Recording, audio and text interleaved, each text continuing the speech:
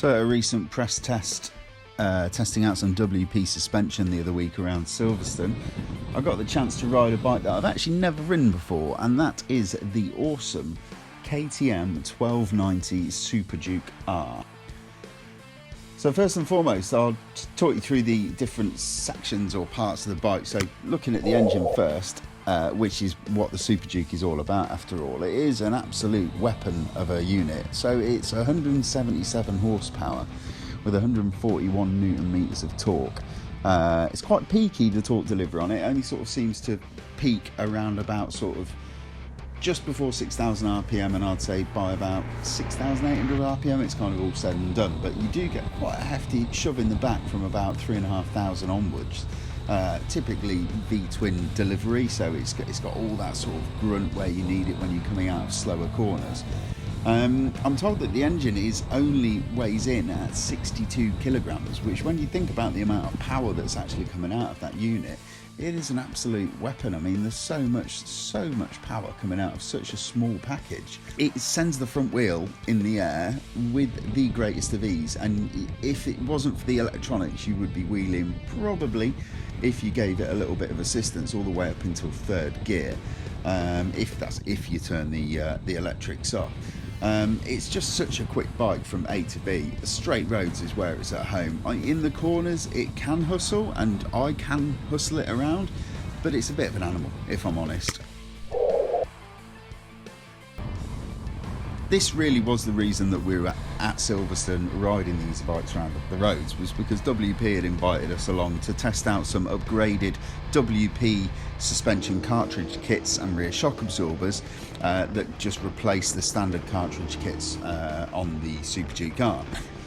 And if I'm being honest, this bike, it was really hard to tell which one had got the cartridge kit and which one hadn't.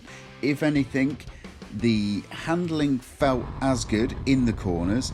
The only thing that I did notice was better with the upgraded suspension was that the front wouldn't tend to have that propensity to dive if you're really hammering on the anchors hard. Other than that, the suspension on this bike, you could go and you could ride it down to the local shops down a potholed road. You could stick some luggage on it and you could go ride a couple of thousand miles on it. You'd be more than comfortable. Then you could turn up at your local track and you could whip it on a track day and you could embarrass people on sports bikes with it. The suspension is exceptionally good. It is adjustable as standard.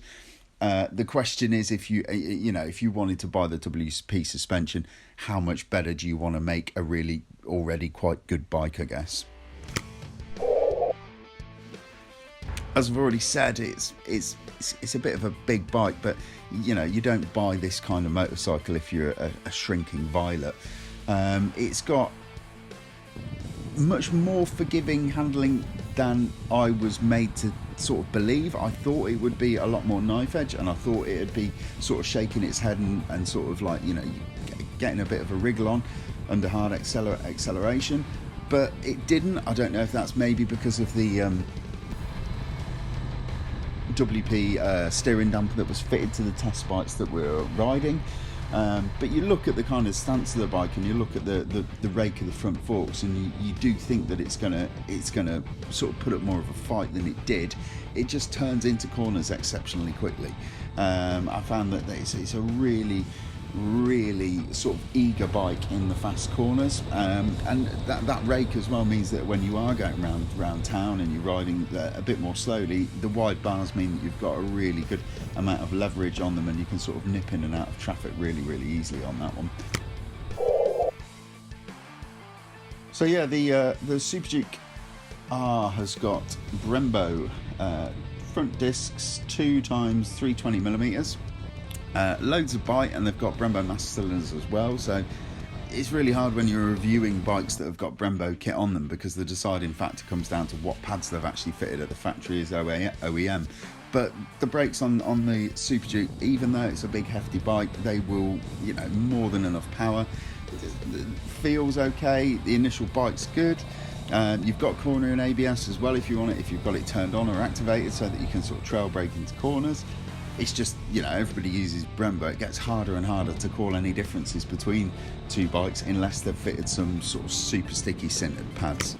What we like about the 1290 Superduke R, I like the styling, and I like the fact that it's still got this sort of badass reputation. And I also like the fact that actually it's quite easy to ride, and it's quite easy to ride quickly. If you want to push on and go that little bit quicker, it starts to become a little bit more hard work and demands a little bit more respect from you. But I like the fact that it looks like an absolute hard motorcycle, but actually, do you know what? Anybody could get on it and ride it because of the user friendliness of the fly-by-wire throttle, and the fact that it's got such good kit, but it's such a good package of well-chosen bits of kit, that yeah, pretty much anybody could jump on one and ride off down the road and have a good day.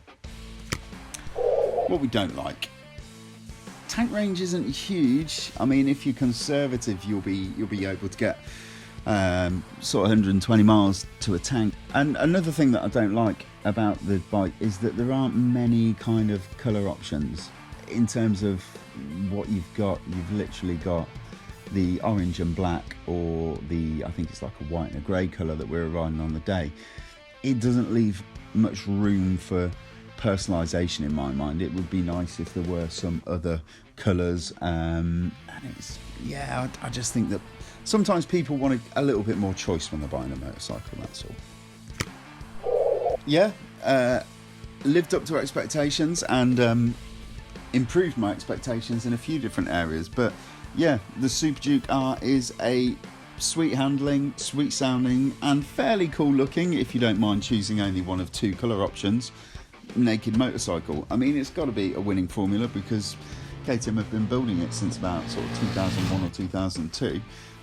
If it ain't broke, don't fix it, and it doesn't look like KTM are. Well, until they probably inevitably have to bring out a V4 model to keep up with everybody else, but that's another story.